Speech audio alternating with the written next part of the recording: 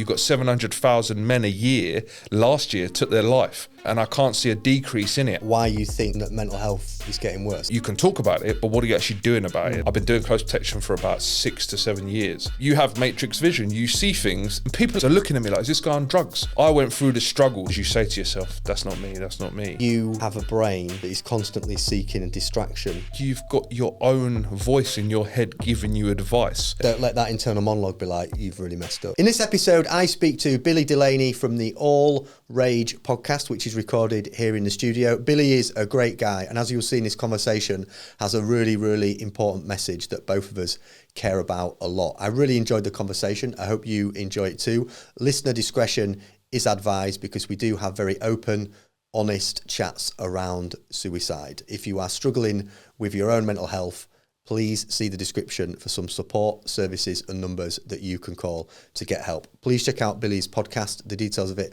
are in the description. And thanks so much for watching the channel and this conversation. Billy Delaney, thanks so much, my friend, for having a chat with me. I was thinking earlier, like, that's a really powerful name. Yeah, it is. Billy Delaney. I like it. It is quite a powerful name, yeah. Yeah, it's a real powerful name. It's like Paul North. Yeah, well, that's it. You can't really say Billy Delaney without like a bit of... You need the Delaney. Billy Delaney. Appreciate you chatting to me, mate. There's a bunch of things that I think we both care about because, you know, obviously, like, watched your show, edited your show, spoken to you a bunch.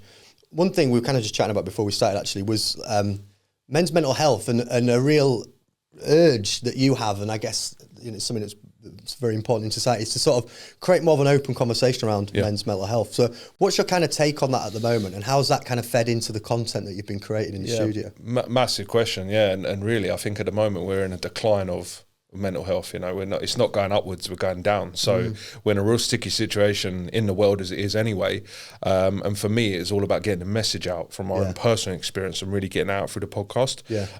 But I would say, you know, we're in a bit of a decline where the support actually isn't there.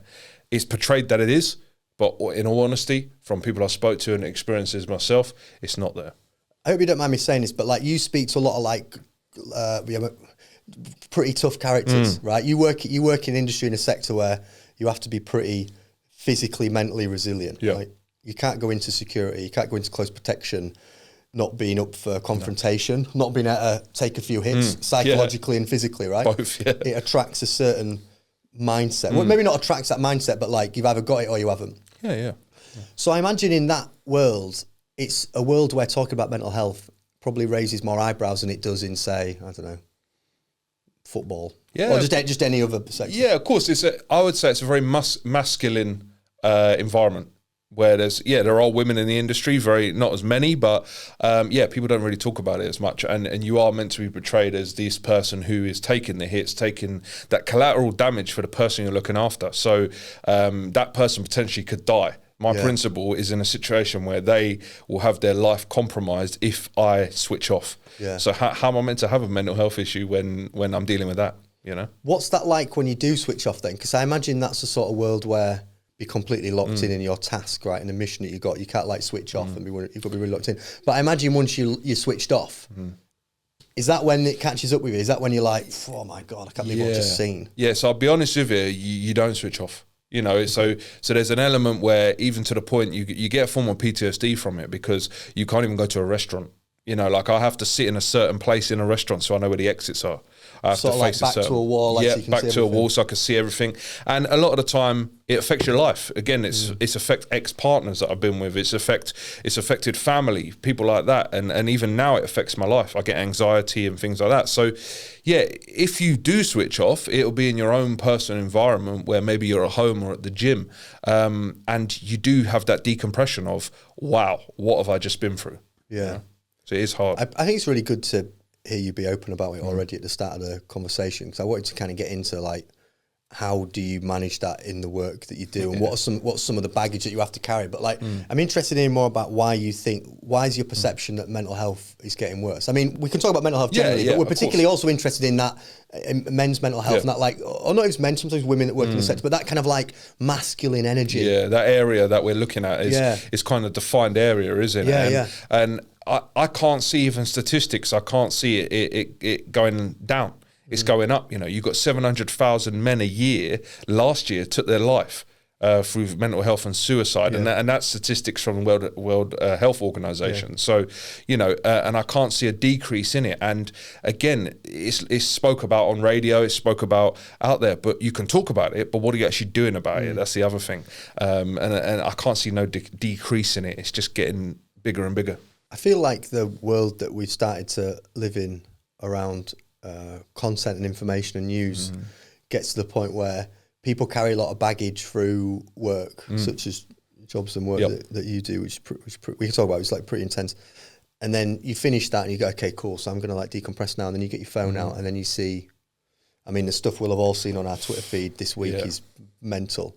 Like it is just the worst things you can possibly imagine. And then that's you switching off. Yeah. So I can't help but feel that I can't help but feel like content is an amazing thing. I want to talk to you about why you believe content can be a force for good, but I feel that a lot of the ways in which we switch off can just compound mental health, make it worse. Yeah, and it's a really good point you raised, and we've spoke about this off camera as well. And yeah, this week, for example, what's just happened, and everyone knows we don't need to mention the person's name and talk about it. But the strange thing is, me watching that, I don't feel anything. I'll watch the video and I'm very cold, and I'll go, obviously it's sad and things. I feel emotion for what's happened to the guy, but watching actually a bullet going through someone's neck, for me, I'm like, okay. Why are you desensitized to I it would because say of the I'm work? desensitized to it because of what I've previously been through. Yeah. Which then actually comes down to a mental health condition, because you don't feel anything for that situation. So yeah, all right, I haven't been to war and I'm not ex-military like that, but I've been in situations where I've seen people die in front of me, and I've been involved in things like that. So like you were just talking about, you've done a job where you essentially have to put yourself in harm's way. Right? You have to go, okay, cool, I've got to put myself in a problematic situation now. Mentally, you have to be able to just blank it out, cut it out, protect it, go into protection mode. And, people can look at that video and there's a lot of things out there, people going, look, the security should have done this security. When you've got a sniper on a roof who's potentially shooting someone, or a rifle, which it was, you can't stop that. You don't know. There's things you could do prior to that. You could put a screen up and all these kind of things. But back to what you were saying, when you then decompress and I'm at home and I see that, so I just came back from a day of training. I was doing loads of training and I turned my phone on and I saw it and I was like, wow.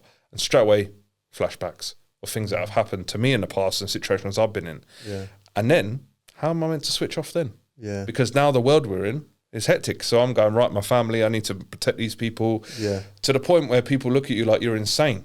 Because people go, hold on, Billy's lost it because you're talking about we need to prepare, we need to do this. Maybe I'm not talking about prepare to go to war, but I'm talking about prepare to be mentally prepared for what could come next. It's a really interesting time to be alive. Well, interesting, and because I've often in conversations made the point where I say to people like, now is a really good time to be alive compared to our past. There's a lot of time we look back and you're like, okay, life expectancy was like pretty miserable, and no one really had a great deal of rights, and it was it was a very challenging time to be alive. Not all like absolute doom and gloom, but pretty difficult. Whereas now we have like much more resources, particularly in the Western world, like a higher quality of life than we have historically. But I also think the bit that we sometimes miss is that we also have to consume, we don't have to, but we're given so much information. Yeah. And even in those like jobs and roles in the past that were really difficult in the day, when you've finished your day with work, find some peace, find some quiet, find some time with your family, switch off, decompress, sleep, start the new day. Whereas our sort of like, the amount of information that we're exposed to once we finish work and we're like, okay, cool, let's chill out. It's just completely mad. Even Netflix, you think about like, I was thinking about this the other day, I was like, Netflix is updated or whatever, and like, I've got twins at the moment, so we're watching a lot of Netflix. I was sat on the sofa a lot, what can I say with Netflix on? And even Netflix gives you so much information. That's like the TV. The TV's meant to be like, okay, we'll just put a thing on and watch the thing. Yeah. No, it's like, just wait, what? And it's all like, there's just a lot. Exactly. There's a lot going on, isn't there? You know, and Netflix, and then you've got a lot of people now choose YouTube instead of actually watching the telly. Oh yeah. Because soaps, things like EastEnders and Emmerdale and things like that, I don't think I watched them in years. I personally don't watch telly, as in I don't watch actual TV. So and I listen to the radio. So we spoke about that. I listen to a bit of LBC. So I listen to the radio, which actually gives me some sort of factual information about what's going on out there, certain channels. But yeah, you're getting all this information fed to you, and you're trying to decompress and chill out, and it's a lot. And then you're seeing, your example there is really interesting because you're then seeing stuff which reminds you of something else. Like for your brain to take you to a place of trauma and stress and anxiety without a prompt, you would have to kind of willingly go there. You wouldn't just randomly sit and reflect on something really difficult. That image or what you saw, that video, your brain just kind of flips off and goes somewhere else. So I imagine, like, of all the different sectors people can work in like close protection, there is a really high number of people who have a shared experience, right? And I imagine mental health in that sector is challenging. Yeah, well, once you start digging into it, like I have, like with the podcast and what I've done, and I'm sure you'll talk to me about that. But when I've gone into it, you start realising people open up, because it takes that one person who potentially is looked at as someone who's good at the job, as I am, and also people that go, right, he's 6'2", he's a big guy, he hasn't opened up. When you start digging into it, you realise that there is more than a handful of people that actually suffer from that because of their background. So people are from the military, people are from the emergency services, and then they've gone into the private sector.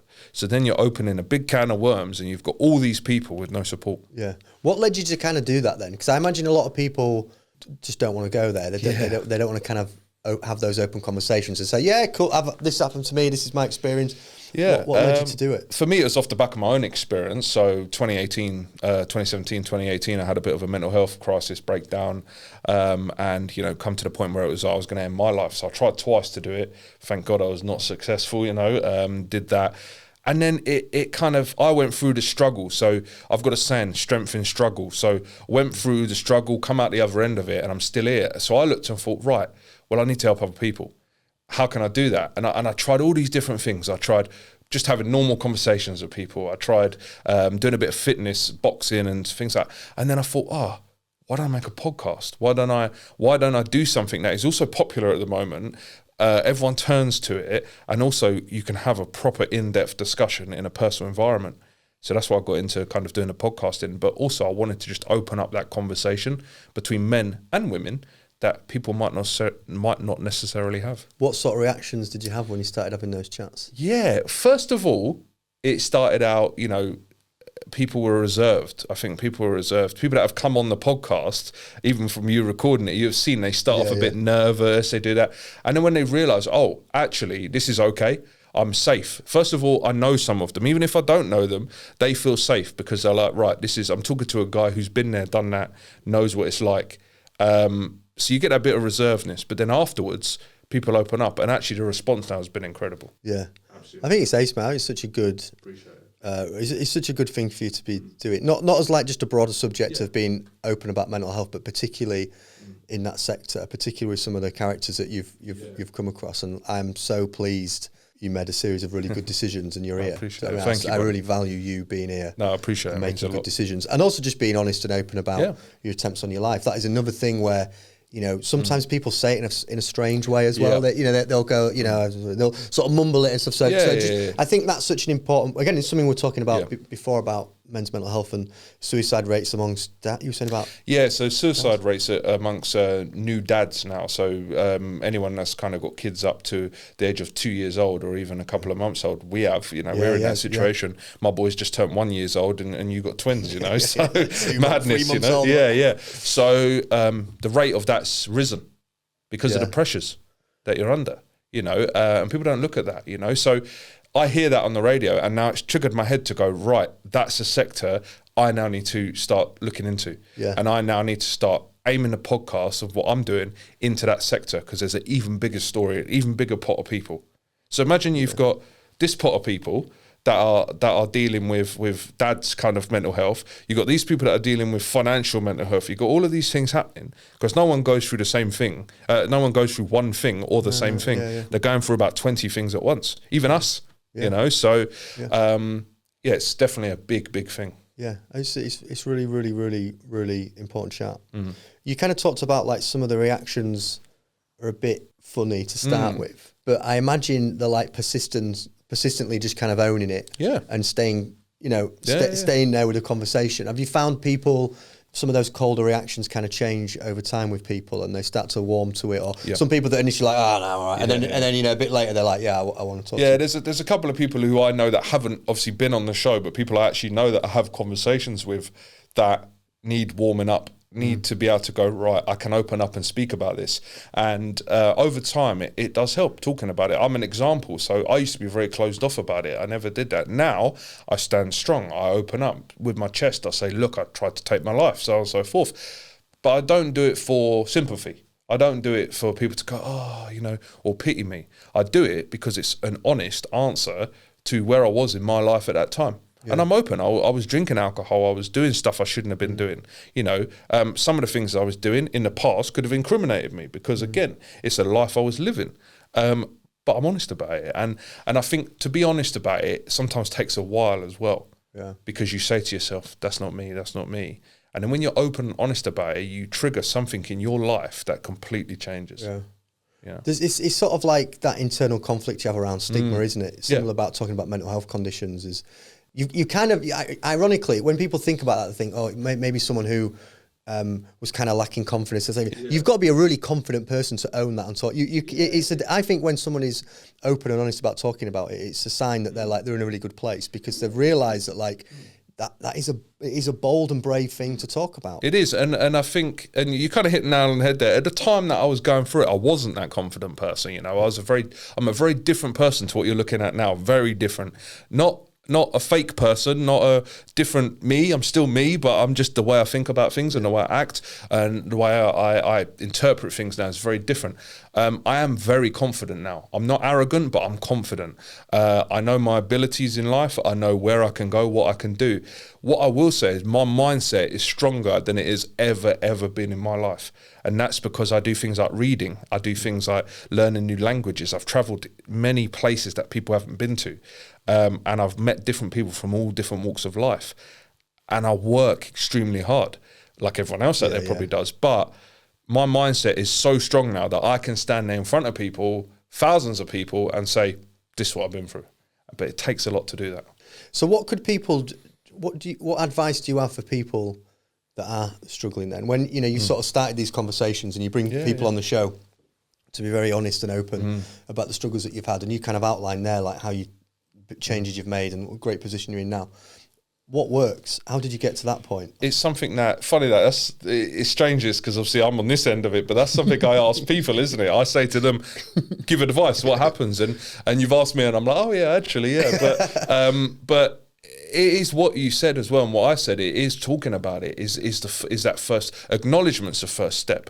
Yeah. So acknowledging that you do have a problem. Now, to say acknowledging it, that takes more than just me saying it, because you actually have to say, I have an issue here.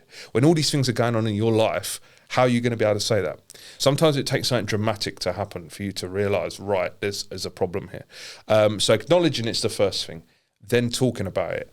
Don't feel you're alone either. You know, I think debating and speaking about things is massively important. Although, we've seen things recently happen of people who debate stuff, but when we're openly talking to each other about our issues, that is the best thing you can do. Yeah. And I'd say to anyone out there, that is the best thing to do, is talk to people, open up, and, you know, get it out there, get a message out. There's something about like getting a thought out of your brain into someone else's brain that is very cathartic. Do you know what I mean? Like, I'm feeling like this, or like I'm doing this, and then they hear it, and you're like, okay.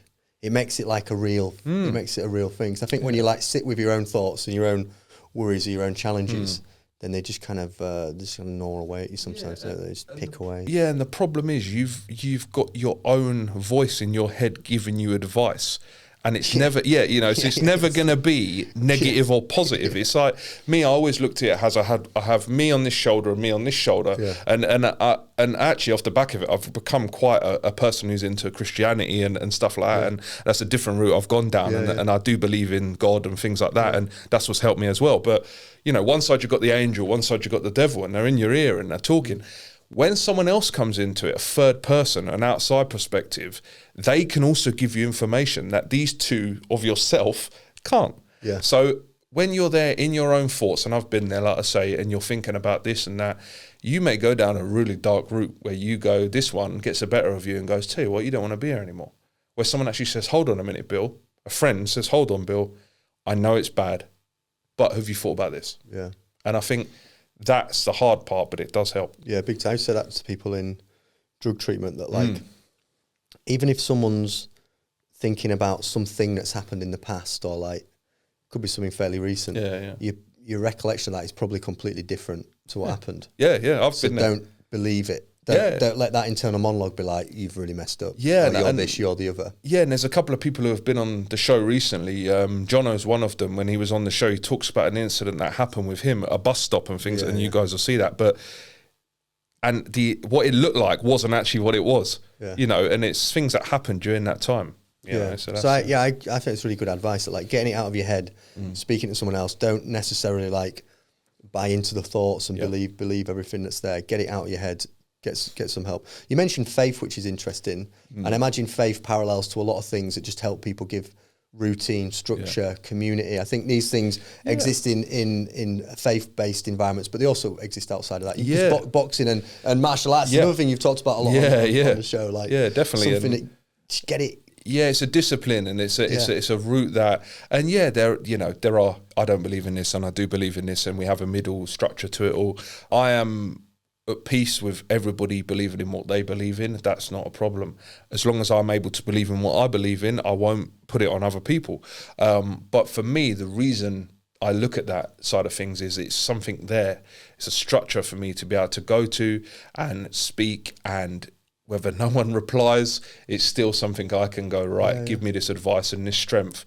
My family and my strength, things like that, but also I think sometimes religion does help you because it is that base and that structure. You're talking about praying? Yeah. Well, I think praying's like a form of meditation in a way. It 100% is. It's kind of like I'm locking in on the, it's a very personal experience. Yeah, so meditation you spoke about, that's something I tried for a long time, and I tried meditation and people said to me, well, why are you trying that? I said, because you're at one with yourself. You are going deep into your head.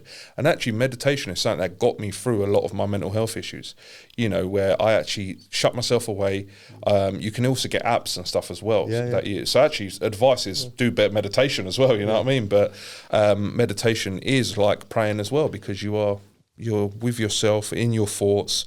You're not in a dark place, but you're putting yourself in a situation that's a little bit vulnerable, but it's also healing you as well. And you're also like getting things out of your head a little bit in a way. You're kind of like, I'm struggling with this, I need help with that, or I'm sending this person wishes, I hope that this happens. How do I do this? It's a good checking in. It's kind of checking in with yourself. So I got a lot of time for that as a practice. What about some of those like physical things like MMA and boxing, all that sort of stuff? Again, that's an area where the perception is kind of like tough and hard and can't talk about feelings. But I guess like the irony is like it's also really good for dealing with difficult feelings. Of course it is, like that the physical side of it. How's that helped? Yeah, so for me, I started boxing probably about 6-7 years ago, and that was one of the things that actually I got into most that helped me with my mental health and physical combat sports. And it wasn't a case of I wanted to fight. Don't get me wrong, when I was doing a lot of security previously, bit of door work and that, I could handle myself. But it's not the point. The point was for me to channel anger that I had in my body and get it out. And I don't care what anyone says, it is the best form of recovery and the best feeling you get after you do any form of exercise. The endorphins it lets off, you can't get that from anything else. No drug, no bit of alcohol will give you that. So, but the perception is you are meant to be this big, hard person in the ring with another person who potentially wants to take your life in some situations, has happened, but hurt each other. But then you come out the ring and you go back to your normal self and you're on your own again, and maybe you lose, maybe you win, but it only lasts a while. So again, you're in your thoughts. Yeah. And it's now come out, and it's come out over the years. People like Tyson Fury and stuff like that was a big advocate for it. And now it's coming out even more because one guy spoke out about it in a sports. And that's one thing that obviously with my podcast I do, we talk about a lot of combat sports. Yeah. And it's helped people because then you've got sports, you've got ex-military, you've got security, you've got all these industries and all these things that are perceived from the normal outside world or people on the outside as you're meant to be macho and not have any feelings. Again, I think that's why the conversation's so important. I think Tyson Fury was really interesting, wasn't he? He's sort of a force and a character. He's a character himself. But like he very, very open about mental health and faith. He's very religious, but very open about like his struggles. And I think that took people back and again can only be, regardless of what people think of it, can only be a good thing to just be open about it. It surprised people and people, he talks a story about he tried to put his Ferrari into a wall and he was heavyweight world champion Yeah. So people on the outside look and go, you've got millions, you've got all the belts, you've got this, but you want to kill yourself, take your life, and that's where he was at. Yeah. So actually, that unlocked a key for a lot of people to talk about things. No matter what people think about him, that was an opener. He's interesting because I think about things that you talked about there, like martial arts. Obviously, a really good tool to deal with mental health and all that kind of stuff is great. I think at the same time, though, you sometimes see people who, and because I worked in drug treatment for a long time, drug and alcohol treatment, like 9 years. God, I've said that on the other show as well. That's so cringe that I've said that twice in 2 shows. And people would replace activities with addictions. Yeah. Which isn't necessarily the worst thing in the world, because problematic addiction has very severe consequences, where as an addiction to exercise is a completely different beast. But when the success of that behavior means a lot to you, I think people can, and I think that's the Fury thing. I think like he's all well and good when he's doing good. Of course. But when he's losing, and he's got all those addictions and problems, and he's moves it into boxing. When boxing don't go very good, he's like, So people have asked me on the back of that. People have asked me and said, "Have you got an addictive personality?" Someone asked me that the other day.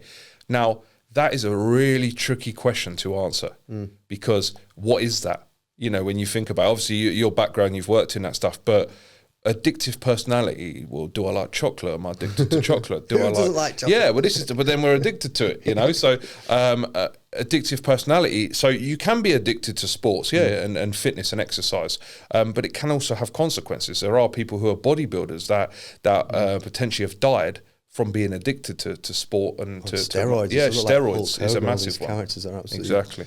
It all ties into the mental health discussion, doesn't it? Because to me, addictive personality it's kind of an awkward, clunky conversation, because people have very different definitions of what that means. But I feel like the relevance to our discussion is, if you have a brain that is constantly seeking a distraction from your thoughts, then I think you will exhibit a set of behaviours which a lot of people would probably think, oh, they've got an addictive personality, because you're forever like, oh, that thing, I'll do loads of that, because I just need to get, I don't want to be thinking like, oh, I'll do that, I'll do loads of this, I'll do loads of it, and it ends up just like, swapping one addiction or one behaviour. Yeah, and that's a good way of putting it and thinking it like that. Even now, you said that to me, I'm like, yeah, I do, because I'm always trying to seek the next thing. Some people say to me, Bill, slow down. Like, you got the podcast on the go, you got work on the go, you got this on the go. Like, easy, Bill. And then in the end, you don't actually achieve anything, because I'm just going around in a circle. Some of it could be an ADHD thing, but I've never been diagnosed with it. But some of it could also just be OCD. It could be all these different things. But when I look about it, I'm addicted to certain things that actually I'm addicted to trying to seek success. That's another thing.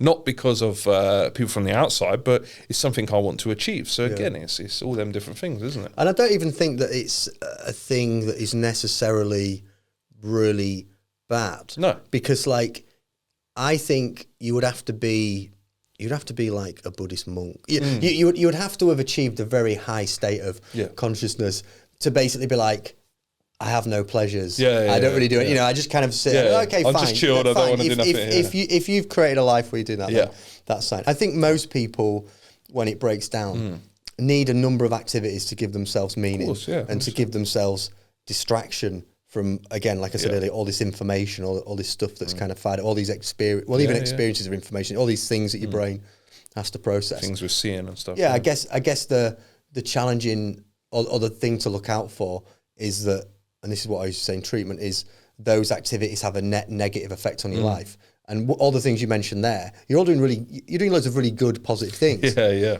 all really great. You're helping people. It's positive. So if I think, if you have a brain, sounds similar to mine, where you will have multiple projects on the go, doing multiple things, but the intention of them is all good and they have a net positive effect, then fair play. Because I think that's what problematic addictions are. It's when all those things you just replaced there, that you mentioned there, that are really good, were replaced with drink, drugs, whatever else. Then it's like, if you replace them with the bad things, and it can, like you say, and actually it's blowing my mind with that, because I'm like, actually when you change them to the negative things, that's a spiraling effect, and then you just go down and down with it, really. You know? And I always think it's good, your end output as a human being is really positive. You're doing loads of really good things. You're helping loads of people, and you're in a really good place, as you've said. So nice one. Thank you. I think that's a good. I appreciate it. A good output. Why? I'll ask you about. Let me just ask you a few close protection questions. Is that all right? I'll ask you about content. What is that like? Like there's a bit of me. This might annoy you. There's a bit of me that thinks like close protection might be a bit cushy. In a way, like, yeah. As in what? Explain. There's a bit of me that I think like, oh, it's probably quite cool. Yeah, it's probably like quite cool. Oh, okay, but then, you know, like just a bit cushy as in like going to really fancy places, seeing some like mad stuff. But then there's another side to it where I know for sure, I bet there are bits of it that are like pretty sketchy and not fun. Like, is that fair? Is there some like really cushy cool moments? I'll be honest with you. Yeah, there is. The perception of it and how it's perceived from the outside world.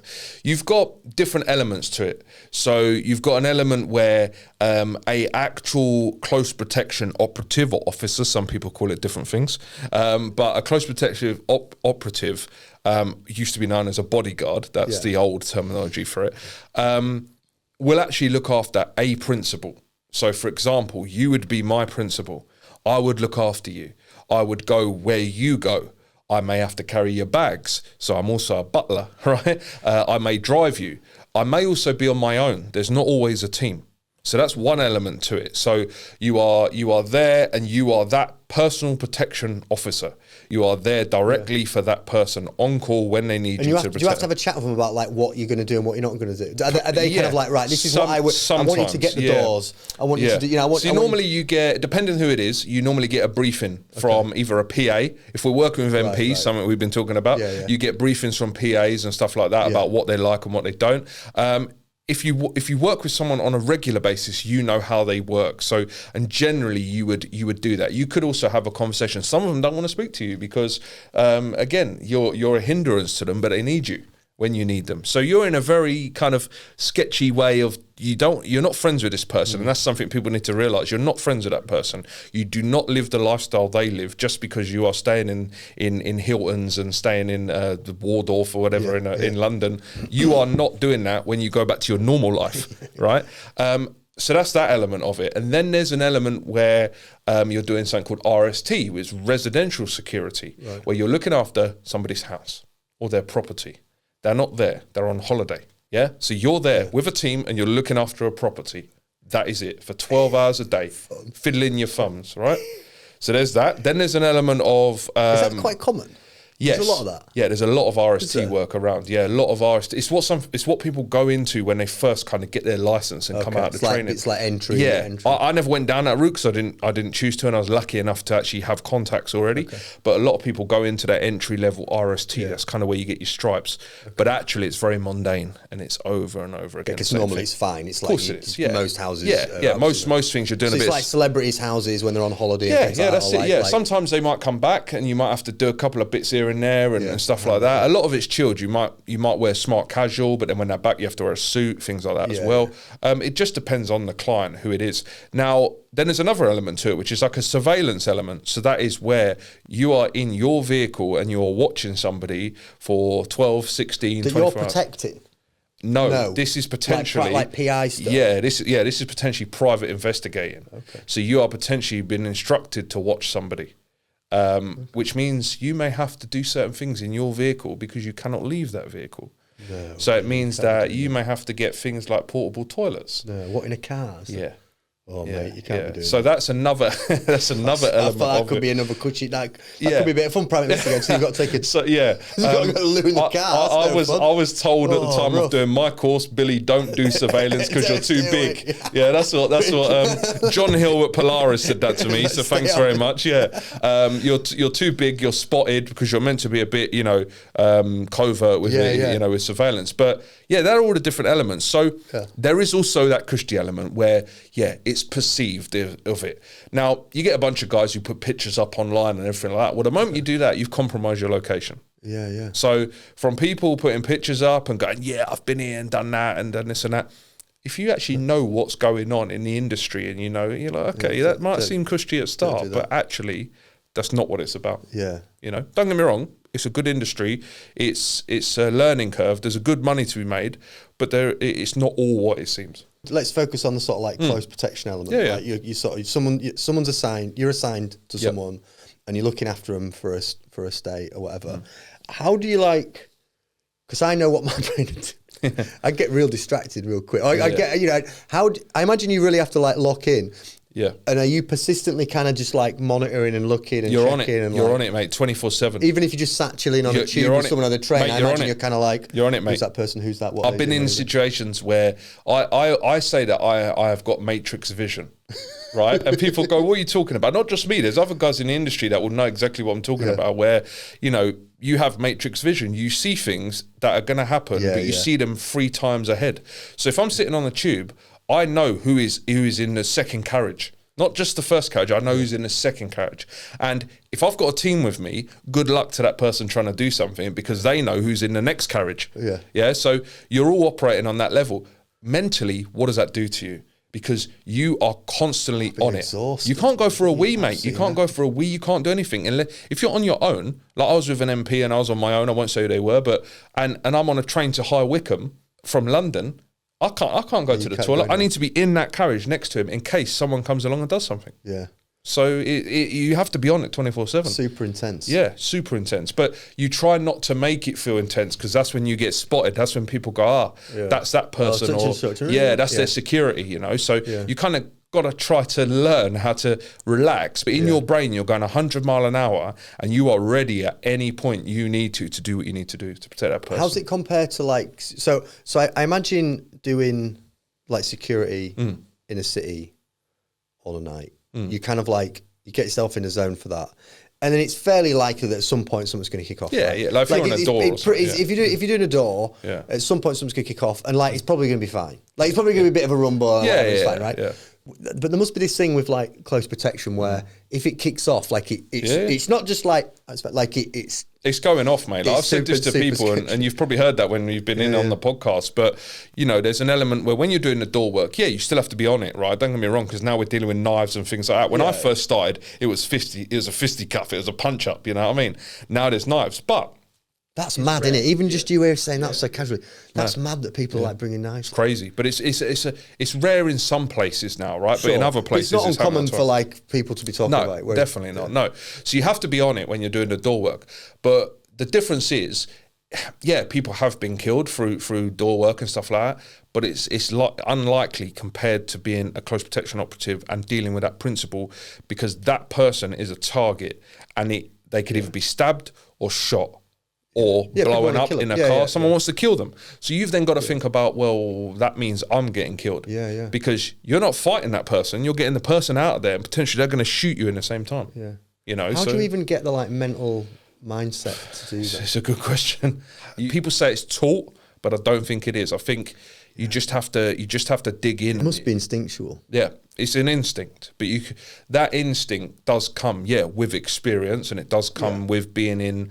I think personally, it comes with going through trauma in the past, because you wake yourself up and you go, right, I'm seeing a bigger picture here. But you can't be taught it, because people might not have that instinct. Yeah, you know, they might not see it the same way. It must be an instinct. There was I can't remember the name of the film that's really annoying me. It's with Sandra Bullock, and it's about, I should know this because I really like American football and the Baltimore Ravens. It's about a Baltimore Ravens, I think he was a linebacker. Oh, okay, yeah. And he like was amazing, absolutely amazing, drafted from like a really young age. And there's a bit where they're driving in a car, and the car sort of crashes, and he's driving, and he's adopted by a family, and the glass all smashes, and he just puts his whole arm and body in front of the little girl and protects her, and like he gets shredded, he gets beaten up. And afterwards they were like, well, he did that because when we've measured his protective instincts as a defensive lineman. He just, he's so protective. And that's what he had to do for American football. It was like, I've got to protect my quarterback. I will put my body on the line for the quarterback. There you go. I imagine it's a similar thing of like, you can only do that job if in a split moment you'd be like, I'll take that hit, I'll get in the way. And you can't be like, oh, watch out. No, and that's what it takes, because that example there, and I've worked with some NFL teams when they've come over as well. So funny you said that. It's the same thing, and I've had that discussion with them, and they say, the instinct of it, you can't shy away from it. Your instinct is to protect that person. Now, put that in a perspective of when I'm out with my family on a normal day out. To me, everything's a threat. Yeah, you're still locked in. I'm still locked in. So my partner is like, Bill, you need to chill out, and you need to calm down. Well, to me, they don't have family. I'm not saying just my partner, but my family and people do not understand that yes, I know it might not happen. It's not going to happen in their eyes. But for me, I'm still in the job. Yeah. I'm still... Well, the difficult thing for that must be that, like, close protection, you are protecting people in the public. Yeah. Which is where you spend most of your life. So if your brain is kind of like it's walking through the city and a street, it's like, watch out for them, watch out for this. Like you're talking about in a restaurant. You go with your family, it's no wonder your brain is also like, watch out for them, watch out the other. Yeah, because you're in your environment, you're in your football pitch almost. You know what I mean? You're in your sort of like if you're a PT and you're in the gym and that's where you work. You're gonna that's your environment. The moment you walk into any gym, you're looking at that. You know, if you're you're a surgeon, you go into a surgeon.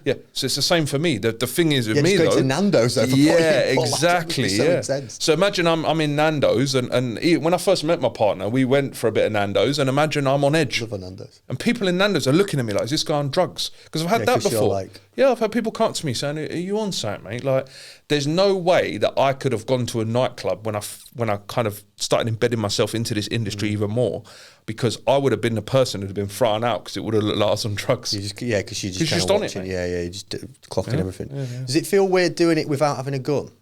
Yeah. You know, do you know what I mean? Because I guess in the US, you know, they're armed and like, so it's like they've got a gun, we've got a gun. Whereas I guess, not that we've got guns in the UK, but... So it's a good question. So for me, I knew my capabilities. So really in the UK, the only time you're going to have a gun is if you're rural protection or you're military police or something like that. In the normal close protection industry in the UK, you don't carry firearms unless you're police or something like that. So I wasn't ex-military. So for me, it was designed not to have a gun. It was trained into my brain. But colleagues of mine, it's awkward for them because they used to having a gun. Obviously, the US have a whole set of different rules with their guns, and you know, you shoot me and I shoot you and stuff like that. But over here, a lot of us are under that potential that we don't have the gun. Is it an industry where you do end up with some form of tool weaponry? So is it, again, it's not really needed. It's not a case of much needed because sometimes it is needed, but it's what's legal and what you can and can't do. You know, the SIA who give you your close protection license do not give you the authority to carry a firearm, and it's illegal in this country to carry a firearm unless, like I say, you're royal protection, you're diplomat protection, or MOD police or something like that. You have to come from an armed forces or an emergency police perspective to be able to actually have a license to carry that in this country. Is it like a sector that's doing well? Is it growing? Is it what's... Good question. Varies. So, you know, I would say it's a sector that people say is on the decline, but I've been quite successful in it. So I look at it as I could go back into it and be successful, but that just depends on you as a person. Yeah, well, you've got a really good network, haven't you? Well, and that's one of the biggest things is networking. I say to people, network. It's took me, I've done this 15 years now, started out in security. I've been doing close protection for about 6 to 7 years. It's took me that long though to get to where I am now, and now I've gone into training, so I've kind of come out of it, but I can go back into it at any point, you know. What's the kind of, how do you link all this together with content then? Because like what we've kind of talked about is your passion for mental health or improving people's mental health and being honest and open about mental health. We've kind of talked about the sector that you work in, and in particular how that sector just does have some challenges when it comes to mental health, understandably so based on what we said. But like, how does content help? What's been your like sort of plan with? Yeah, it's interesting because really when you look at it, I'm new to this. I'm new to the kind of content. I'm new to that. One thing people don't know is I had a stint in my life where I made music. So I used to do a lot of music. We're in Worthing, and I used to go to Northbrook. So I actually got a diploma in music business and music technology. Sweet. So that was another element. When I was younger, I went down that route, made a couple of songs and all that kind of stuff, but I won't go there. I could put them as the intro to the episode. We could. You know, so for me, I was used to kind of being in the spotlight, like I was used to people looking at me and cameras on me, but how the content looked, I wasn't sure. Now I've got into it, I love it. It's like the best thing you can do. Why do you care? What power do you think it has for this? What do you think you can do with the content? Yeah, such a strong power. And we spoke about it a bit earlier, where actually there's a positive and a negative. Now, after what's recently happened, I'm aware. Is it going to stop me? No. Because I know the power behind it. And I know this is crazy what I'm going to say, but if I go out like that as well in the future, you've got me on camera, and I've said but also I've said things that I personally strongly believe in, and my message has come across. That's how I look at it. Yeah. Well, you care deeply about the subject that you're passionate about, 100%. And I think you're also very comfortable with owning that and people taking it out of the world. You know what I mean? And I think to be so open about mental health and so passionate, you have to. Because otherwise you just end up in self-doubt, you never end up saying anything. Yeah, and you become vulnerable though as well, because actually, when I'm talking about it, I am opening myself into a vulnerable position. Yeah. Because people could, you also have to have an element where you don't care what people think about you, because there will be people out there that go, oh, look at this guy, 6'2", this and that in this industry, there's certain words people use like, oh, he's weak and all this stuff. But actually, I'm stronger than anyone ever thinks I am, because I'm talking about it. So ironic, and I think people do know that deep down now. I think the education on mental health is getting good enough to the point where people know that if someone's going like, oh, you're like, well, what are you scared of? Immature, isn't it? What have you got going on? Because the right reaction is, fair play, nice one, good on you, that's ace, good job. I think we're getting aware of that now. Yes, tell us a bit about the show. Tell us a bit about what you're doing with the show. So it's called the All Rage Podcast. The name came from the rage that I had inside me when I was going through that situation, and I turned it into a positive thing. So we talk about boxing, martial arts. We also talk about the security industry. Mental health is the thing that drives it. And for me, it's all about real, honest, open conversations. And there are times where I ask people things that actually might trigger them. In the future, I know there's going to be people on it that are controversial, that may actually fire back at me with things, but I love that. I'm enjoying it, because that's the way you get good content as well. I love it, man. I think it's a mint show. I think it's really unique, and I think it's such an important conversation anyway. But it's particularly important conversation with the groups you have, the friendships you have, the network you have, the people that are going to come on the show. 100%. So I think it's mint, man. And you've even got hoodies rocking up now. Got the All Rage hoodies, and this is the logo. It used to be All Rage across it, but I've just put the AR rings. It looks tidy. Got the hoodies come in, t-shirts. I've even got cups. I think mine's in the post, you said. It is, man. I've even got cups on the go as well, so everyone's going to be hitting me up for them. So, it's just building a brand, and I'm trying to build a movement with it. So I want it to be built up to the point where when people have got the brand on, they feel a certain way. They feel like they're, strength. They feel like they're strong no matter what's going on.